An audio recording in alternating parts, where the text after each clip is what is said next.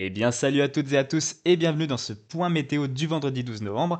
Alors, dans ce point météo, nous allons évidemment parler de la situation à venir et surtout de la dernière décade de décembre, une décade où peut-être, probablement, il s'annonce du changement et peut-être un retour d'un temps un petit peu plus hivernal qui pourrait même d'ailleurs se poursuivre jusqu'au début janvier. Alors, évidemment, on va traiter de tous ces thèmes dans ce point météo, mais avant toute chose, j'aimerais particulièrement vous remercier puisque ça y est, maintenant ça fait plus d'un mois que j'ai lancé cette chaîne YouTube et nous avons déjà atteint les 100 abonnés. Donc vraiment merci à tous, merci du fond du cœur.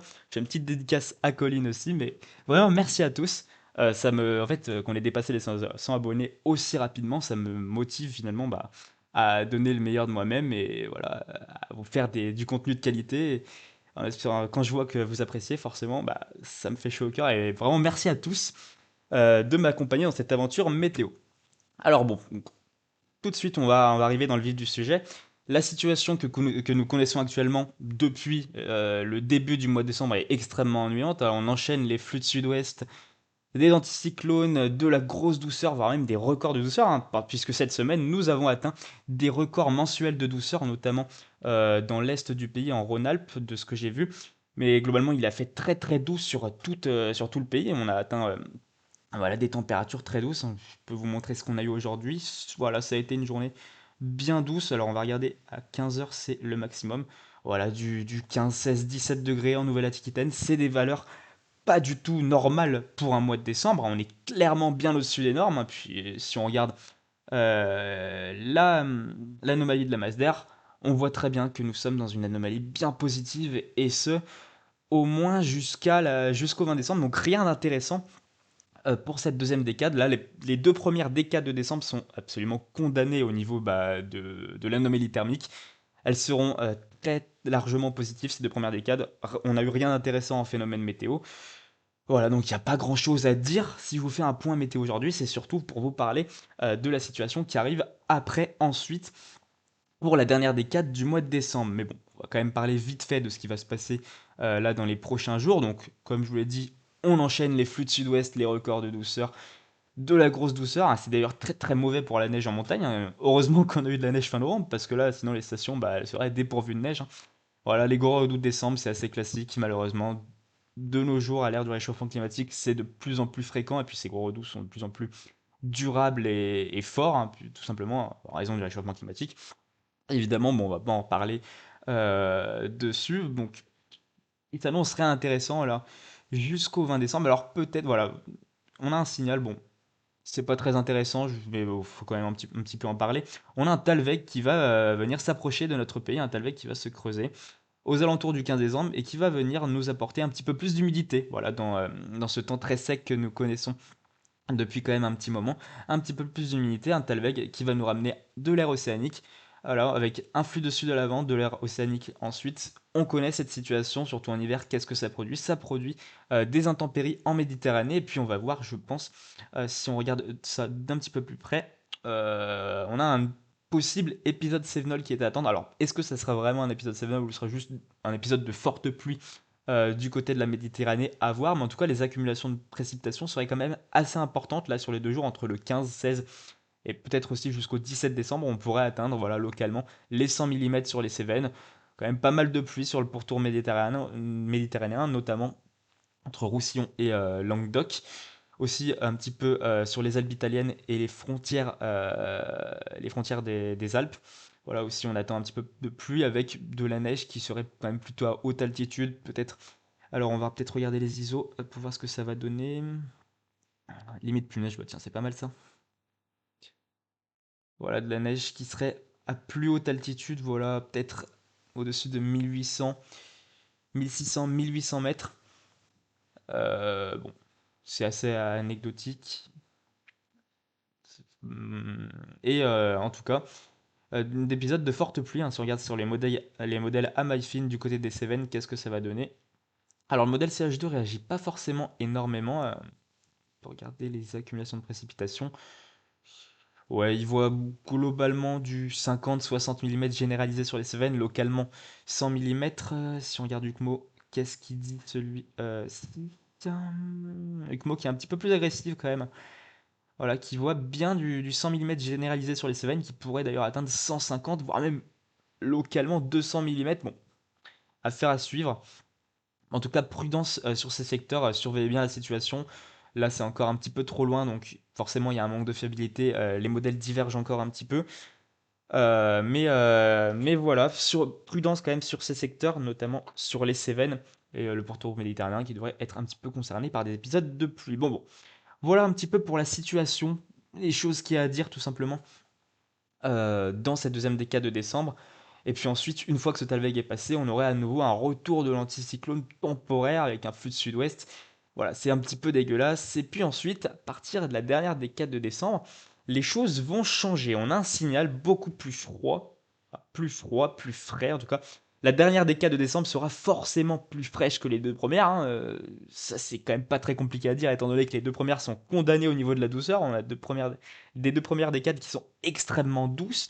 Donc forcément, ça va pas être très difficile pour la dernière décade de décembre de faire un petit peu moins doux, mais elle serait même d'ailleurs possiblement, d'après les modélisations, d'après les tendances, les signaux qu'on voit, elle serait plus fraîche. On aura un refroidissement pour la dernière décade de décembre, possiblement en flux continental. Alors on va observer un petit peu tout ça sur les modèles. Regardez le modèle IFS par exemple, ce qu'il voit. Je trouve qu'il modélise assez bien la situation pour la dernière décade de décembre. On aurait l'anticyclone des Açores qui ferait des petites ondulations et qui tenterait d'aller un petit peu plus vers le nord.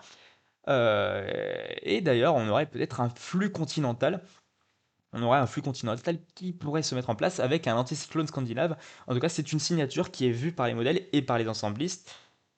Donc voilà, le signal est présent. Et puis, en effet, alors qu'est-ce qui se passe? On a des paramètres favorables actuellement à une dernière décade plus froide. Pourquoi? Eh bien, regardez, on va regarder sur ce graphique. Là, ce qui nous montre la vitesse des vents zonaux dans la stratosphère. On a un affaiblissement des vents zonaux là, que nous allons connaître aux alentours de la mi-décembre. Des vents zonaux qui resteraient normalement plus faibles que la normale jusqu'à Noël au moins. Donc, des vents zonaux plus faibles que la normale, ça a tendance à affaiblir le vortex polaire, et un vortex polaire affaibli, ça permet des descentes polaires, des anticyclones, des anticyclones de s'installer à des latitudes plus nordiques, et donc du froid de venir à des latitudes plus méridiennes. Ça permet donc un refroidissement à nos latitudes en Europe et donc potentiellement jusqu'en France. Et puis, donc on a ces vents plus faibles que la normale sur cette période. Et généralement, il y a une latence de 10 à 15 jours entre le moment où le vortex polaire est affaibli et le moment où on a les conséquences chez nous en Europe. Et puis aussi, on a un deuxième paramètre qui est très favorable pour cette fin décembre, c'est la MJO. On a une MJO qui oscillerait entre phase 7, 8, voire même une possiblement. En tout cas, ce sont des phases favorables, les phases 7 et 8. Ce qu'il faut en retenir, surtout la phase 8, la MJO devrait être en phase 8. Alors, elle ne serait pas forcément d'une amplitude très élevée, c'est pour ça, en fait, on a un petit peu des doutes quant à ce paramètre. Est-ce que la MJO sera suffisamment puissante pour avoir des influences jusqu'à chez nous? Et voilà, c'est un petit peu la question. Mais en tout cas, quoi qu'il arrive, cette MJO sera dans des phases favorables pour la fin décembre. Et une MJO en phase 7, 8 ou 1, ça permet des descentes polaires, des anticyclones plus nordiques, des anticyclones scandinaves, et donc du froid en Europe. Voilà un petit peu pour les paramètres. On va passer sur Météo Ciel, et puis en tout cas, ce qu'on observe, c'est les ensemblistes qui réagissent particulièrement à une synoptique plus froide pour la dernière décade de décembre. Alors, de ce que j'ai vu, c'est surtout l'ensembliste de CEP. Alors lui, peut-être qu'il abuse un petit peu, mais en tout cas, on a une moyenne de 50 runs, et sur la moyenne de 50 runs, regardez ce qu'on observe. Donc là, évidemment, pour la deuxième décade de décembre, pas grand-chose d'intéressant, voilà. On a ces anticyclones, vraiment une situation à bouffer du foin, c'est absolument désastreux. Des anticyclones, des flux de sud-ouest, de la grosse douceur. On veut pas ça, nous, en hiver, les passionnés de météo. On veut des flux de nord, des descentes polaires, des vagues de froid. Bon, malheureusement, à notre ère, c'est un petit peu compliqué d'avoir ça. Voilà, faut espérer, faut être patient. Et ben, il faut l'être, hein. Faut avoir la patience. Et bon, on va patienter la dernière décade de décembre, tout simplement. Donc voilà, donc pour la situation, les flux de sud-ouest, les anticyclones, voilà ce petit Talweg, quand même assez important, qui va apporter des intempéries en Méditerranée et surtout sur les Cévennes. Et puis ensuite, on aura un léger regonflement de l'anticyclone sur la période du 17-18 novembre. Et puis ensuite, D'ailleurs aussi, une chose que je vous avais pas précisé, mais oui, c'était il y a 4-5 jours, je vous avais fait un post quant à une possibilité d'un changement aux alentours du 17-18 décembre, avec peut-être des dépressions atlantiques qui arriveraient plus facilement à s'incruster en Europe de l'Ouest, et possiblement, je vous avais annoncé que les modèles voyaient des tempêtes, voilà, entre la période du 15 et du 20 décembre, mais ça aurait été surtout aux alentours du 17 et 18 décembre que ces synoptiques auraient été voilà, la plus possible. Eh bien malheureusement, tout s'est cassé la gueule sur les modèles après que j'ai fait ce post. Le jet stream n'arrive pas à pénétrer jusqu'en Europe de l'Ouest, il se casse la gueule un petit peu avant. Donc pas de tempête, maintenant c'est confirmé, pas de tempête pour cette période. Voilà, malheureusement je vous ai pas forcément... heureusement que j'ai pas fait une vidéo d'ailleurs pour parler de ce sujet. Je vous ai juste fait en post parce que c'était une petite synoptique que voilà, il y avait quand même pas mal de modèles qui voyaient des tempêtes aux alentours du 17-18 décembre. Voilà, maintenant c'est plus du tout d'actualité, on a plutôt un Talveg pas très intéressant et le regonflement de l'anticyclone par la suite. Mais ce qui nous intéresse, nous, c'est ce qui va se passer dans la dernière décade de décembre, puisque en effet, regardez ce que les ensemblistes modélisent. Là, on a une moyenne de 50 runs. On voit très très bien voilà, ces ondulations de l'anticyclone des Açores qui permet voilà, les flux de nord de débouler ensuite en Europe de l'Ouest. Et puis, regardez, là, on a une moyenne à 350 heures. Regardez le signal qui est extrêmement important d'un anticyclone des Açores qui monte bien au nord et surtout d'un anticyclone scandinave. Là, on a sur toute la Scandinavie, toute l'Europe du Nord, un anticyclone à 1025, voire même à 1030 hectopascales sur la Norvège. Et dans cette situation, on sait très bien, la moyenne, qu'est-ce que ça modélise. Voilà, cet anticyclone scandinave qui va véhiculer un flux d'est sur l'Europe avec des dépressions, euh, pas forcément très actives, mais des pressions plus basses sur la Méditerranée. Voilà, donc on a un flux d'est et une tendance au refroidissement là pour la dernière décade de décembre et pour les fêtes de Noël. Et puis j'imagine si on regarde la moyenne des températures à 850 hectopascales, ah oui c'est même flagrant sur CEP, tout le pays est concerné par des températures en dessous de 0 à 850 hectopascales au niveau de la masse d'air. On voit même sur le nord-est ça pourrait atteindre -2, -3, voire même -4 degrés à cette altitude, donc à 1500 mètres, c'est la température de la masse d'air. Et puis voilà, on observe quand même que les modèles réagissent particulièrement à ce signal. Alors, c'est surtout la moyenne de CEP qui réagit fortement, mais on voit bien sur la moyenne de l'IA de CEP, voilà, c'est l'anticyclone des Açores qui gonfle particulièrement et qui tend à remonter au nord. Et ça, on le voit sur la moyenne avec des températures à 850 hectopascales. Voilà, une tendance au refroidissement au rafraîchissement, c'est sûr. Au refroidissement, c'est bien possible pour la dernière décade de décembre et surtout quand on va s'approcher des fêtes. Voilà, voilà un petit peu pour la situation.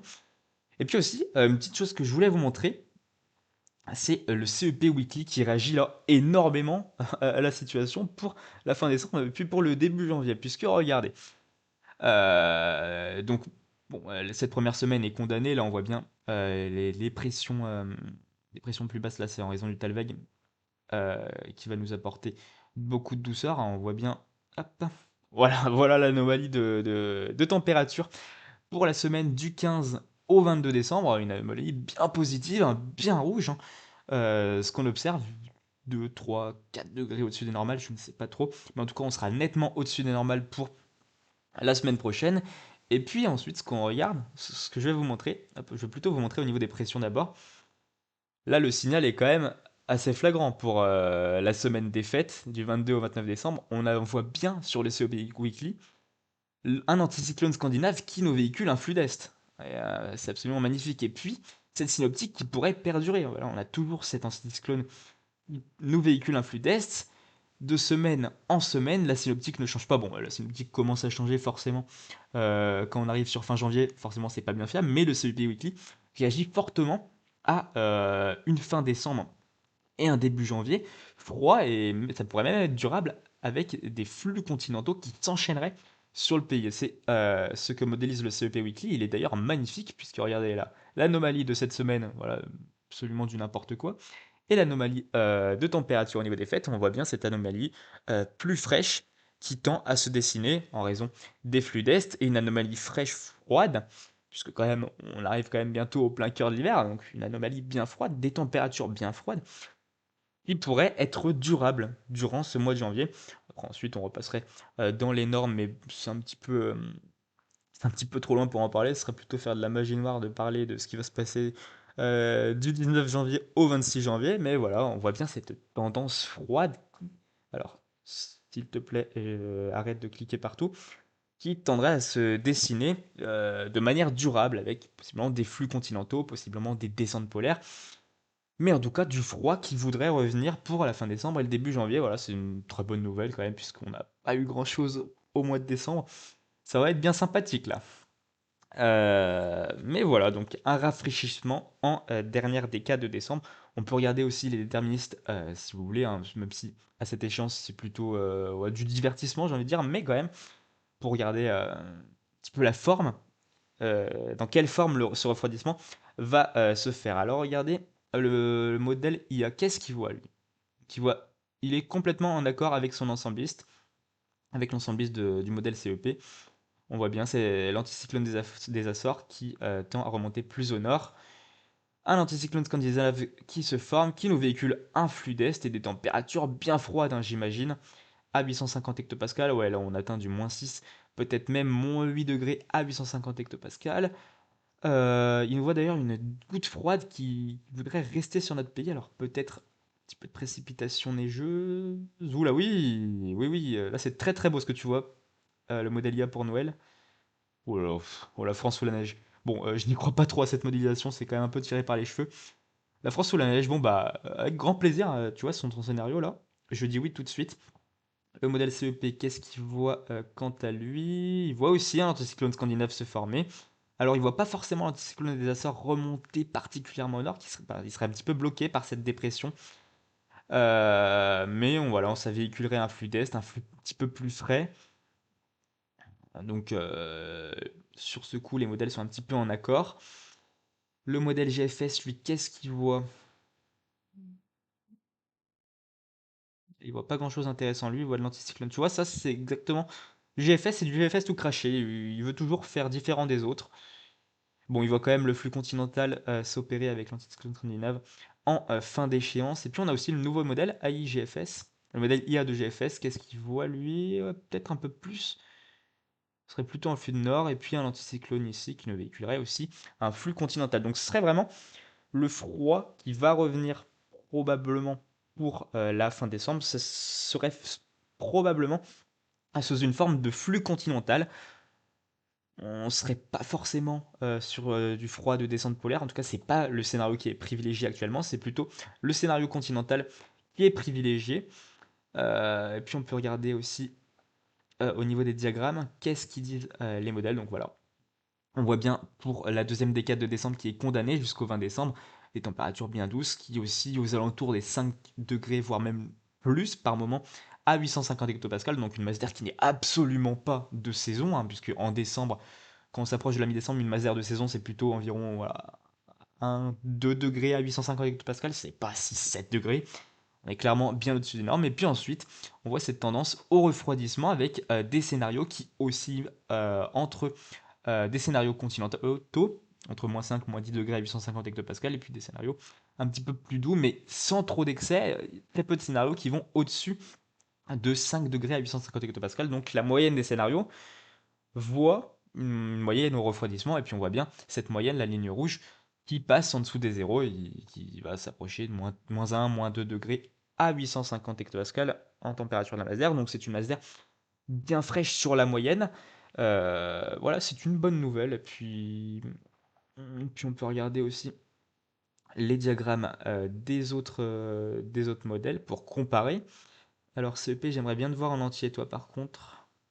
Pareil, voilà, il voit exactement la même chose que CEP, une moyenne qui a tendance à diminuer au fur et à mesure que le temps va passer, et ça pourrait même être durable, comme on l'a vu sur le weekly, des températures sous les normes qui pourraient être durables pour le début du mois de janvier aussi. Voilà un petit peu tout ce que j'avais à dire pour aujourd'hui. Eh bien, merci à tous de m'avoir écouté. C'était Florian BTO, et puis on se retrouve à bientôt, tout simplement. On se dit à bientôt pour un prochain point météo, quand la situation aura un petit peu évolué, quand on s'approchera de l'échéance. S'il y a des choses à dire, une situation qui va évoluer forcément. Voilà, on se refera un petit point météo pour parler de tout ça ensemble. Allez, je vais pas tenir plus longtemps. Merci à tous de m'avoir écouté jusqu'au bout et puis bah à bientôt. Allez, ciao ciao.